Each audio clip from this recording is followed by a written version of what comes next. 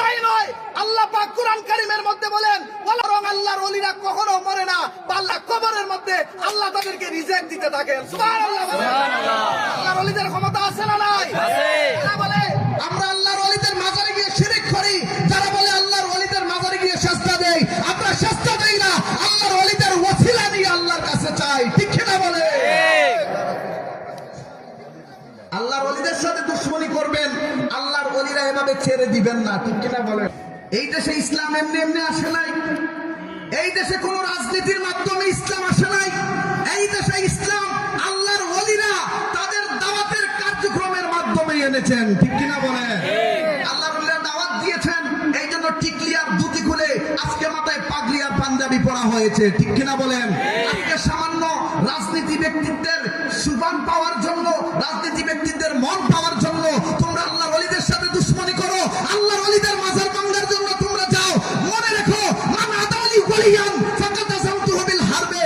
আল্লাহ নিজেই কথা বলেছেন হাদিসে কুদসি, নবী আমার বলেন যারা ওলির সাথে দুশমনি করে আল্লাহ তাদের সাথে যুদ্ধ করেন। আল্লাহু আকবার বলেন।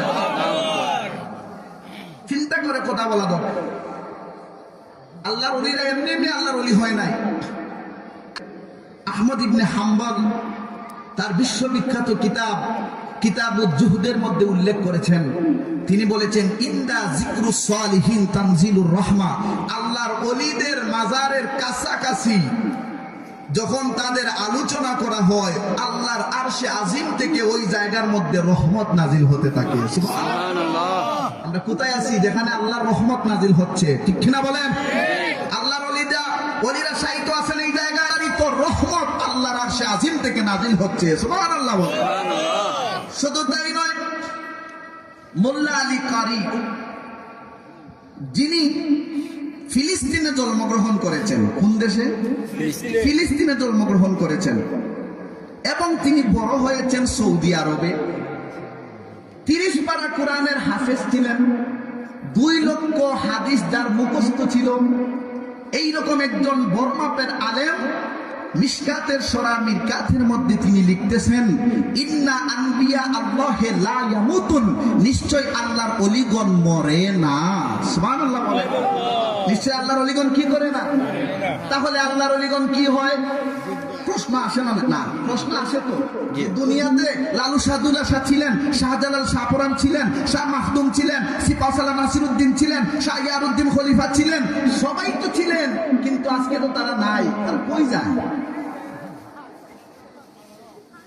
আল্লামা মোল্লা আলী কারি স্পষ্ট তার মিশকাতের সূরা মিরকাতে বলেন ইন্না আনবিয়াল্লাহি লা ইয়ামুতুন, নিশ্চয় আল্লাহর ওলিরা মারা যায় না, বাল ইয়ানকুদুনা মিন দারিল ফানা ইলা দারিল বাকা, বরং তারা দারুল ফানা থেকে দারুল বাকার মধ্যে চলে যায়। সুবহানাল্লাহ বলেন।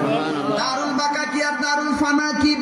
দারুল ফানা হলো এই ক্ষণস্থায়ী জিন্দেগি, এই ক্ষণস্থায়ী জিন্দেগি থেকে তারা একজন দারুল বাকা মানে চিরস্থায়ী জিন্দেগি, কবরের জিন্দেগিতে তারা চলে যায়, মানে আমাদেরকে আড়াল করে তারা চলে যায়। শুধু তাই নয়, দুনিয়ার জীবনে তাদের যেই পাওয়ার ছিল, ক্ষমতা ছিল, যেই কারামত ছিল, ওই কারামত তারার ইন্তেকালের পরে আরো বেশি বেড়ে যায়। কেমন বাড়ে? লম্বা ঘটনা, আমি সেদিকে যাচ্ছি না। আমি শুধু আপনাদেরকে এটাই বলতে চাচ্ছি যে আল্লাহর ওলিরা যে মরে না এর প্রমাণ আছে না নাই? আল্লাহর ওলিরা জিন্দা না মরা? যারা কথা বলেন না বোঝা যায় মরা। আল্লাহর ওলিরা জিন্দা না মরা? আরো জোরে বলেন।